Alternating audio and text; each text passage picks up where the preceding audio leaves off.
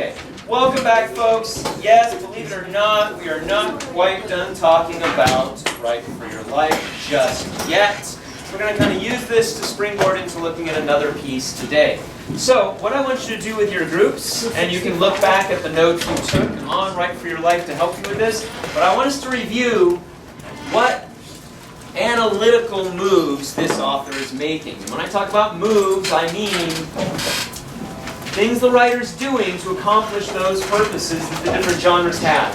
And we said that this piece mixes genres, right? Yes. It's got a little bit of analysis, a little bit of evaluation, a little bit of argument, some recording in there.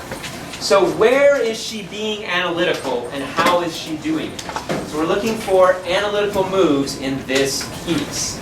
So take a minute with your group to look through, find me some good examples so we can talk about those, and we're going to use that to springboard into a new piece today. And let's talk through some of these examples. So, who's number 2 over here? It's me. Okay. So Zoe, what did you guys come up with in discussing, point us out one analytical move you guys saw. On page 266, technically paragraph 2, because it had all the little words you put, social critics might trace this back to the demise of letter writing, the details of housekeeping and children rearing, the rigor of war and work, advice to friends and family. None was slated for publication. They are communications that gave them shape to life by describing it for others. Okay, and what do you think she's analyzing here?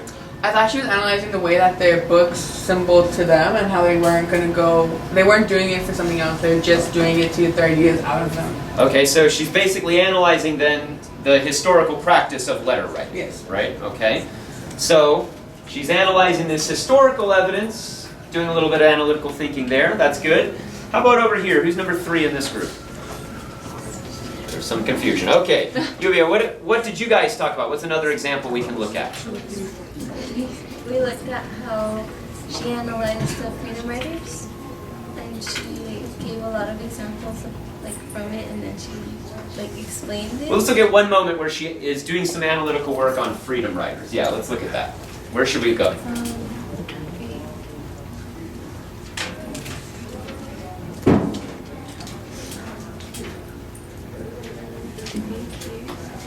The movie and the book was taken tracked the education of a young teacher named Aaron Burwell, who shows up shining near to face a class of what are called in Pedagogical, risk students. And that kind of explains, it analyzes the story. Well, now, is it analyzing there, or is that a summary move? Look at that sentence. Is it telling us anything where the author had to make an inference, where she had to use her critical thinking, or is that all in the book? In the movie. That's pretty much summary, right? Yeah. Yes, that's more of a summary move. And remember, and that's something that we're going to talk about with analysis throughout. I always call that the summary track. Because you've got to make sure you're not just skimming the surface with a summary and just saying, okay, this is what happens. We've got to get to that why, right? So let's look for other examples where she is looking at freedom writers, but she's doing some more analytical work. How about over here? Who's number 1 in this group? Okay, did you guys have any evidence on freedom writers? Did you guys talk about freedom writers specifically? We talked about freedom writers and Edinburgh. Okay, well let's look at, together? Do we have something where we're analyzing freedom writers? That's directly, okay, hold that thought then. Who's got an example where you can see them analyzing freedom writers? I think I have an example. Okay, that's good. Let's look at it. Ms. G, as the kids called her, embraced a concept that has been lost in modern life. Writing can make pain tolerable, confusion clear, and the self stronger. Okay, is that analyzing freedom writers or just summarizing? Summarize. Well, I don't know. It kind of depends. Both. Now, I have to admit, I don't know if I admitted this to this group. I've never seen this movie or read the book. Look at your shot. Look at her shot. Jada's shot.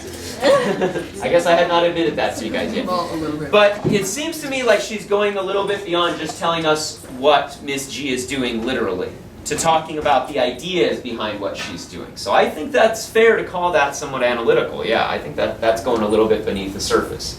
And remember, as we talked about when we looked at your examples or the sample of what you guys wrote last week, it's it's not always going to be a super deep plunge, but as long as we're getting into that why, then we're thinking analytically, and that's what we want to see in your writing, and that's what we're looking for in examples like this. Let's follow up with your example then, Ilya. From what page are you on? We're on 267. The last page? She wrote it for the same reason that kids who call themselves readers, writers wrote it in those composition books to make sense of themselves. So we thought that she was analyzing both reader writers and the ad grade books together to like relate it back to her thesis as to like that they can make sense of themselves from the like her two sources. Okay, so we're linking back to the thesis and we're comparing two pieces of evidence, right? Did we talk about comparison when we were talking about analytical moves last week? If you're comparing, are you analyzing? Yes. Yeah, right? So making that comparison, making that connection, that is doing some analytical work there. So that's an example of how the analytical thinking is embedded in this piece. And remember when we talked about the genres, we went through PowerPoint on the genres, kept stressing how these genres overlap and bleed into each other, right? So the one that we always want to see bleeding into our writing is analysis. Because like we said in the PowerPoint, it's the bedrock of academic writing. Because that's what makes the writing more academic. It's got that inferencing, it's got that critical thinking embedded into it. So you always want to be demonstrating that kind of thinking, even in your memoir coming up. Even in your memoir, we're going to be talking about your experience. You're not just going to tell us what happened. You're going to show us through your thinking about the event why it's important. So even in the memoir, we're going to have analytical thinking in play then. Now, I really like the example we started with where we were analyzing history because that makes a nice counterpoint to what we're going to talk about next. Yes. All right. So Zoe shared with us, she's kind of analyzing the history of letter writing. And I just said, in your memoir, we can analyze your own experiences. But most of what we're going to be doing for analytical writing will be like the example we did last week, where you're analyzing text. However, in this class, when we say text, the definition of that word may be a little bit different than what you're used to. And that's something that they address here on page 94. So can I get a volunteer to... Actually, I think I'll start us off, if you don't mind.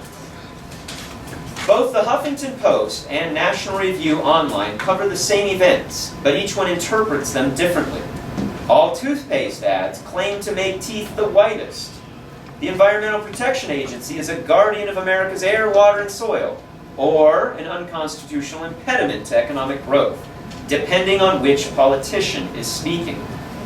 Those are but three examples that demonstrate why we need to be careful, analytical readers of magazines, newspapers, blogs, websites, ads, political documents, even textbooks.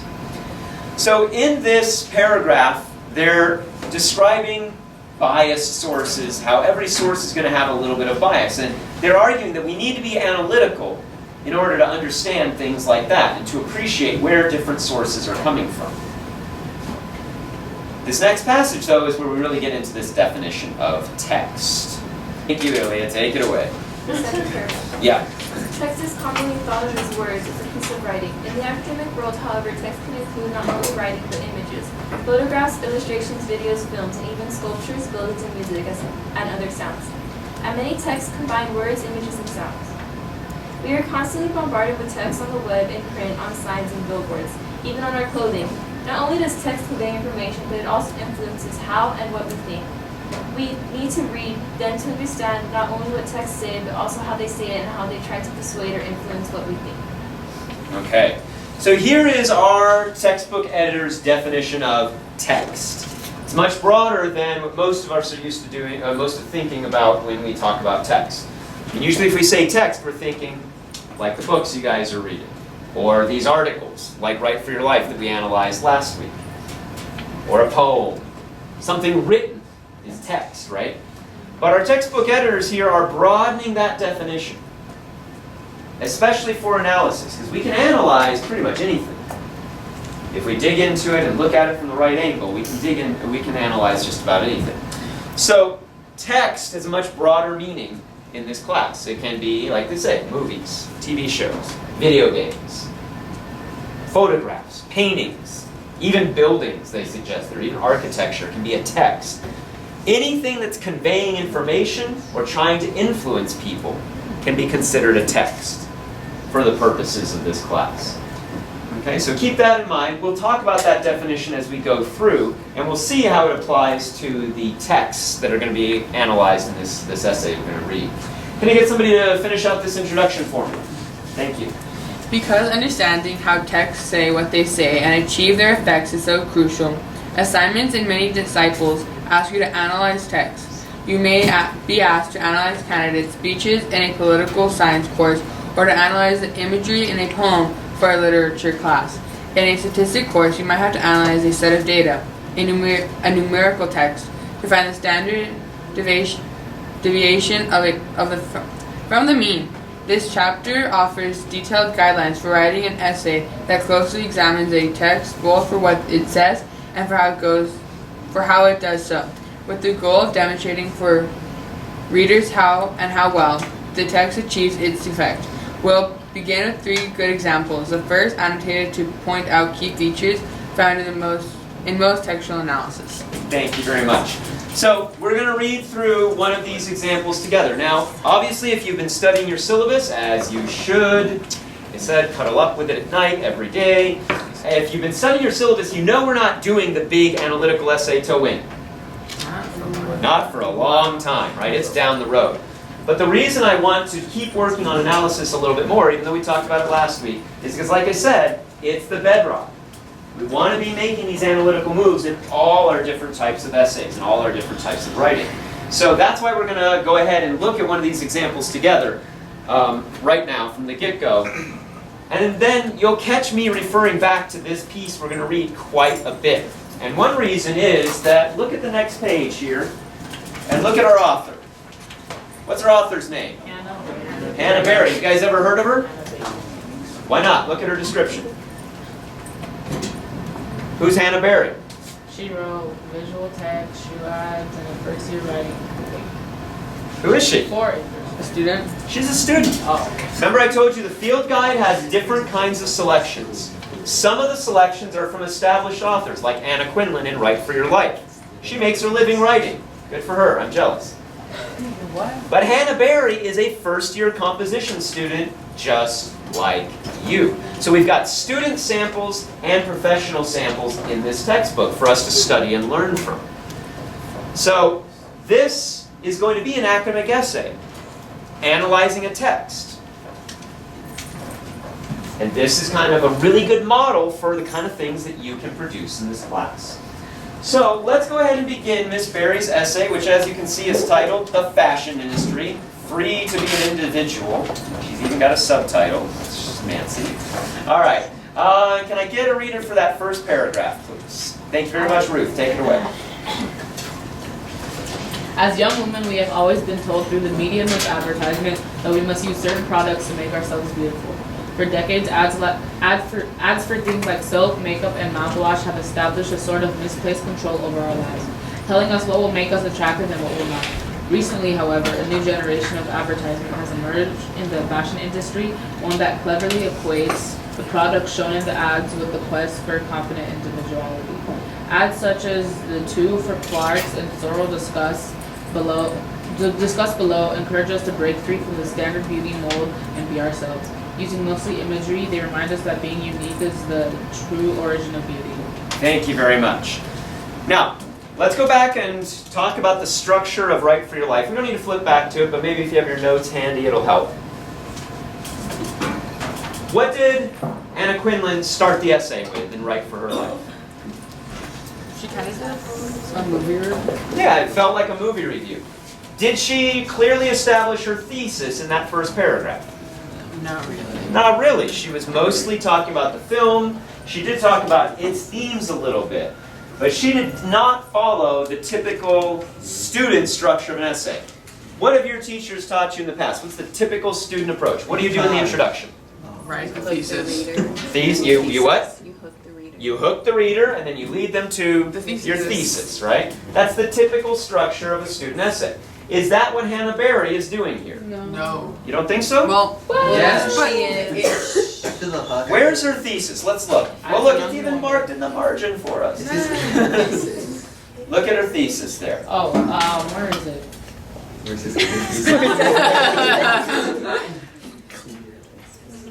Recently, however, a Yeah. new generation of advertisement has Yeah. emerged in the fashion industry, one that cleverly equates the products shown in the ads with a quest for confident individuality. Ads such as the two for Clarks and Sorrel discussed below encourage us to break free from the standard beauty mold and be ourselves.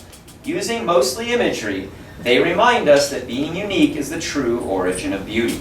So what's she going to analyze exactly? How those two true origin. brands- What's she going to analyze? the two. What's the text? 2 for Clarks and Soul. Yeah, 2 ads. So she's going to analyze ads. Now, what has she found in them? That's what you guys were trying to tell me. Like that they're trying to remind us to be unique and beautiful. How can we describe that idea? What is it? Individuality. Confidence. Well, but that's what the idea is, but it's a theme, right? So she's analyzing the theme of these 2 texts. And how do the texts communicate this theme? She tells us. Imagery. Okay? So if we were going to put this in our own words, as we want to do, right? That's what we want to put notes down for. So let's go ahead and start our notes for this article with our version of the theme. I feel like So that's focus. One of the things we always want to do for our focus notes is write down the theme in our own words. So how would this look in our words? the thesis or the theme. Our thesis. Because it relates to the theme, right? So let's do it like this. Through imagery, the ads, what? Convey? Yeah. Let's try convey, see how that comes out. A Convey the theme that... What is the theme in a nutshell that she seems to be communicating? That unique is the true beauty of Is the it true origin of being beauty. unique? Yeah. Okay.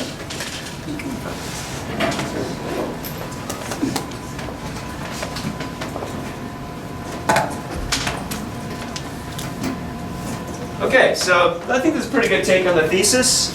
Through imagery, the ads convey the theme that being unique is true beauty. What do you think? Does that sound reasonable? Yeah. Now, of course, as we go through and read the rest of the essay, we may find that, okay, maybe there's some aspect of that we'd want to change a little bit, but that's a pretty good rundown of the thesis as we understand it right now. Well, the genre, this one is definitely a textual analysis. Although as we go through, we'll see if she's using any elements, any moves from our other types of genres as well. But yeah, we can see our textbook authors have already said this is going to be an analysis, a textual analysis. So, we're going to continue to track her structure also. We see that she's got a very conventional, so I mean this goes into organization a little bit, but we can come back to that later. She's got a very conventional introduction. She sets up the context, talking about women and fashion and what the ads do, and then she gets into these particular ads and the impact that they have with her thesis. Now in this class we're going to read a lot of different models, and I think it's really clever the way the editors of the field guide put this together with professional authors like Quinlan and student authors like Barry here, because they really show you a range of approaches. The reason that your teachers have coached you with structures like this, where you open with hook to thesis, is because they're pretty effective structures. They're very clear structures. But it's great that we're looking at professional authors also because they show us they're not the only structures that we can follow. And so in this class, I want to encourage you to, take some chances, push your boundaries from time to time. Being clear, like we talked about before, being clear is job one. But you also want to challenge yourselves a little bit and try out new things. So when we get to an essay and you're like, well, yes, I could do just a standard introduction here. You know what? I've got this other idea that might work. I want you to feel free to experiment with stuff like that. There's certainly nothing wrong with the way Miss Berry starts her essay here.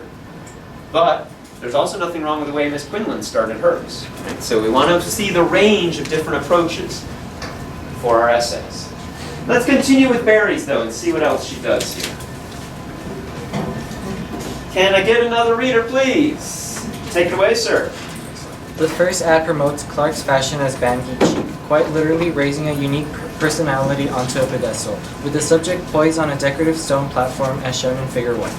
Photographed in standing profile, this quirky-looking young woman is doing what she loves, playing some kind of trumpet, and looks great doing it.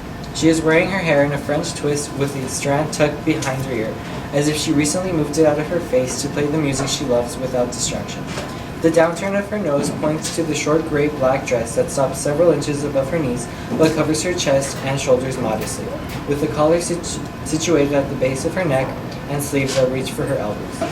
The dress is plain, but that is a perfect fit for the personality implied in the photo. Set against the background of a light tan wall, the model leans back slightly as if supporting the weight of her instrument. Her right knee is bent while her left knee remains straight. The positioning of her legs not only accentuates her unbalanced posture, but also points out the pair of simple brown pumps that complete the look. She wears the shoes with a pair of socks in a much darker shade of brown pulled up around her shins. Around her ankles are sandy-colored rings of shaggy fabric that are most likely attached to the socks, giving the whole outfit a sense of nerdy flair. Her expression is a simple mix of calm and concentration. It is as if the photographer happened to take the picture while she was practicing for a school recital. Okay, thank you very much. And yeah, I heard a lot of you turn the page, so you can see the actual image on the next page there. That's the actual ad she's describing. But stay on the first page there for a second. How do our editors describe this paragraph? What's its function? What's it doing? It's imagery to show. Yeah, but look at the note on the right-hand margin. It is a detailed description of the text. Now remember when we were talking about analyzing Quinlan last week, I said the basic move you want to be doing in analysis is what's the author doing? Or in this case, what's the text doing? And then what do you want to do? Why? Why. Answer why.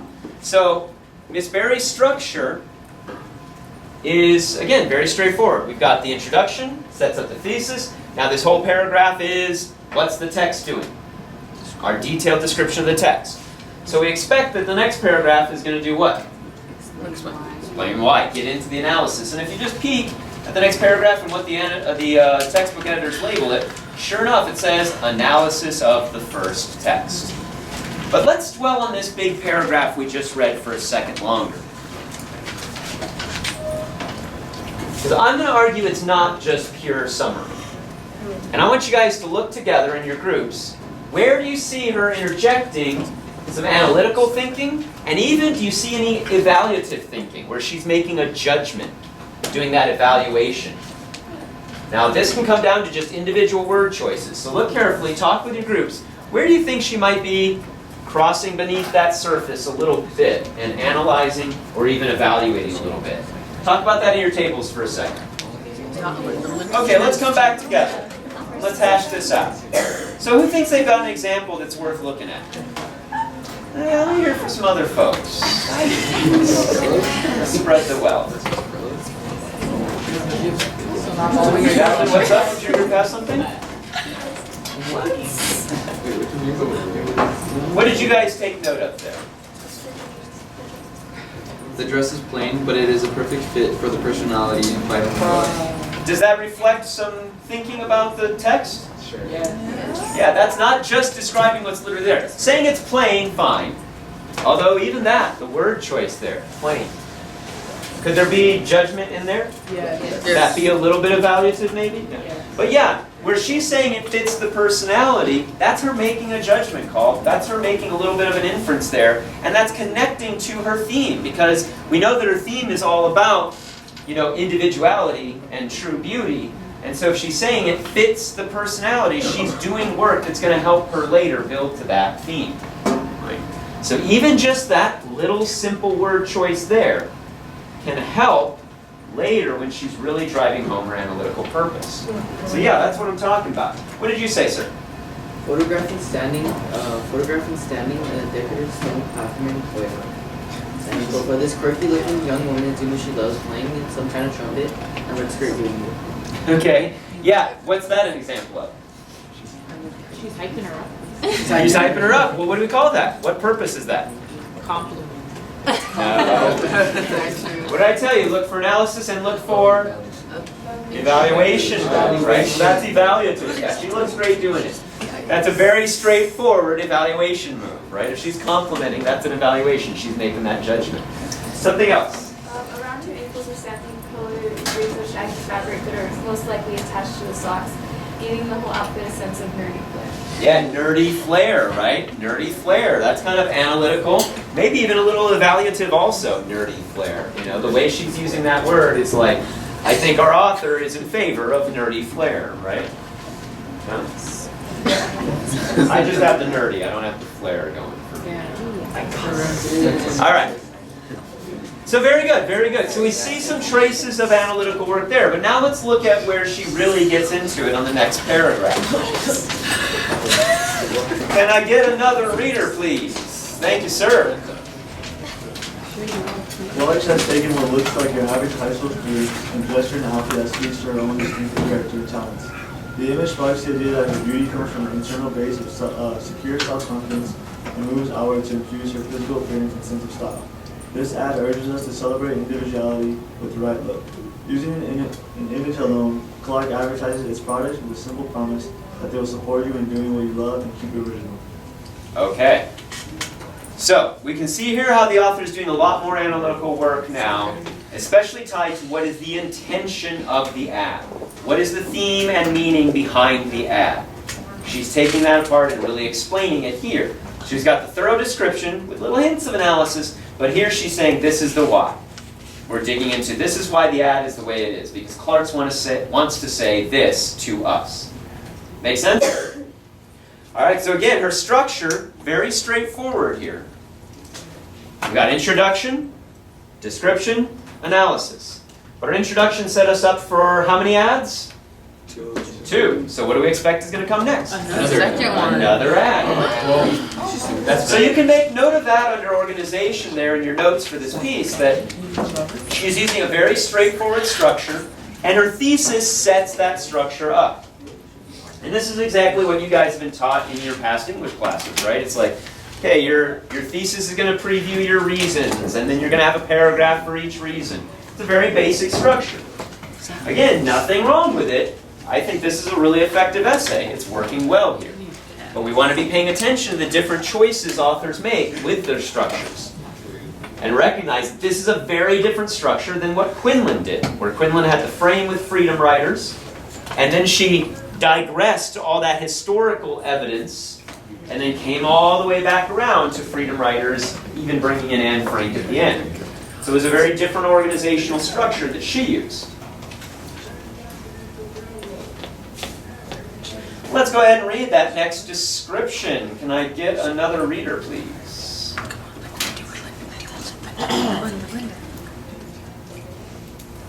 Thank you, sir. Take it away. Taking a narrow perspective on originality, the ad for Sorrow boots shown in Figure 2 dramatizes the idea that spontaneity is key to a distinctive personality identity. The abstract idea is depicted in a vividly concrete way, using the featured fur-top boots as a base for encouraging a bold sense of self. The ad dares us to break free from the mold of society and do something fearless. So, it shows us a dark-haired, red-lipped woman sitting in a formal French, unholstered chair in a dark blue, elaborately paneled parlor. An expression of triumph and mischief adorns her sumptuary visage. She's wearing a revealing short white dress that overlaps slightly around her chest and falls strategically over her hips so that the large portions of her upper thighs are visible. Feathers in autumn colors cover her shoulders, and a gold belt insinuates her waist. Next to her is a polished wood table supporting a lighted candle, a small glass vase of pink and white flowers, and a black and white patterned orb. This is dormant, ornate fireplace to her left, but what makes this seem extraordinary is what seems to have taken place moments before the picture was taken. One of the young women's feet, clad in those devil red black lace boots being advertised, rests definitively on top of the shattered remains of a crystal chandelier in her right hand. The woman holds an old-looking shotgun with her forefinger still resting on the trigger. All right, so in this description, what do we see where she's crossing that line and being either analytical or evaluative? Lots of good word choices in here that help us see that. What's that? It's when she said devil red black lace boots. Yeah, what an interesting word choice, right? Devil red. So that's an interesting word choice. That's definitely contributing to our author's tone, right? So the word choices are also giving us, how does Hannah Berry feel about these ads? She likes them, yeah. She's definitely a fan of these ads. She thinks they're pretty good. And so those word choices help us see that. What else in here is below the surface?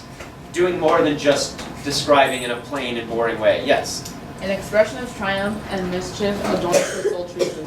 Yeah, triumph and mischief. So she's characterizing the young woman's face. And by the way, you can turn the page and get a look at that triumph and mischief there.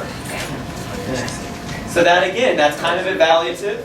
She's reading between the lines. And remember, analysis is reading between the lines. Something else. She's wearing a revealing short and mischief adorns her sultry visage. Like she's Sultry. yeah, like she's like Definitely, definitely. like How about at the end where her feet rest defiantly? That's definitely not just a superficial reading of the text. She's reading intention into the character of the woman in the picture. It's just a still image. How does she know she's defiant? It's an inference. She's reading between the lines, right? Okay, very good, very good. Now let's get into the more in-depth analysis of this. I need another reader. All right, take it away, Chris. Sorrell's explosive ad, it is apparent that the woman not only shot down the silly picture, but also has no regrets about doing so. Her white dress represents a sort of purity and innocence that is completely contradicted by the way she wears it, and by the boots that gave her the power to shoot down the chandelier. The push she needed to give in to a long-held desire that perhaps she couldn't have indulged in without the extra help. They symbolize her liberty to decide to be herself and do what she wants. Along with the white dress, the form of decor represents the bonds that society tells her she must fit into, but that she decides to take a photo shoot at instead. Focusing on the beauty of inner power, not just the power of outer beauty, the Sorrell ad punctuates its bold visual statement with a single verbal phrase, après any. In the French language, the word après means after. So the ad suggests no matter what outrageous or outlandish deed you do, the Sorrell boots will be there for you, suitable for slipping into afterward like a negligee. All right, so I think this is some of the deepest analysis that this author gets into. Why? Discuss it at your tables. What's she doing here that's different? What do we see? Everybody? So, with this paragraph, I was arguing that she goes deeper. Does anybody know why I said that? Anybody see anything there? She's actually like analyzing the picture and explaining, like she even goes far enough to like explain the meaning of the actual picture. Okay, so she goes into a few more details like that with the après anything. She's going more into the imagery. Before it was mostly the intention of the ad in the previous paragraph, right? So, but in going into the imagery, there's a key word I want to draw out here. Do you have my key word? well, I think she's inferencing. Après? She's definitely inferencing. No, not her words. A word we want to use to describe it. Look at this. Oh, she does use it actually. I forgot it. Look back on the previous page. Devil. They Oh, the word they. symbolize. Symbolize. So we've got the white representing purity. We've got the boots symbolizing her spirit. We've got a lot of symbolism in here. Guys, if you can dig beneath the surface with symbolism when you're analyzing literature or imagery, you're definitely analyzing, right? So that's why I say she's taking the analysis to another level here, because she's really getting into the symbolism of this particular ad, which she thought was a little richer than the other ad. And frankly, I mean, if you look at the two images, you can also tell there's just a whole production value difference between these two. The first ad looks like it was from a little local shop, whereas this one is a professional photo shoot, right? So you can see that they've got a little bit more for her to work with. All right, guys, so very good, very good. Let's go ahead and finish this article out. The conclusion reads, with these pioneering fashion ads that celebrate blowing your own horn or shooting up fancy French lighting fixtures for fun, young women are told to accessorize their inner beauty with articles of clothing geared towards their distinctive individual desires. You don't have to just try to be beautiful in the ways other women do, they say. You can strike out on your own, and our products will help you. The extent to which women will respond to these messages remains to be seen, but certainly the ads themselves achieve a strikingly different look. Whether celebrating individual talents or random acts of defiance in our everyday lives, they dare us to accessorize our personalities. Okay, so this is, I think, like I said, a really solid analytical essay for you guys to have as a model for yourselves. Now, let's look back at our thesis. I feel like there's one concept we didn't include enough that maybe we should work back in. Yeah, individualism, right? So, let's change it. Let's make it a unique individual. Is the way to true beauty. And I want you to, always as you're taking your notes, feel free to refine your thinking, change it around. It's like, oh wait, earlier I thought this, but now I see I need this too. Now when we talk about evidence for this piece, what are we talking about? What's our evidence? The two ads? The two ads, the description of the two ads. So that's what we want to take note of there. And of course, language, we looked at a lot of her distinctive language throughout. So those are the things that you always want to be paying attention to as you're taking notes. We talked about the focus, we talked about how her structure, her organization was different. Her evidence, we looked at in detail there. And then finally, with the language, we saw how her individual word choices helped convey her feelings, the tone of the piece, but also helped do some of that analytical and evaluative work in the piece. So that's why those four things are the things we focus on when you're taking notes. Any questions on that?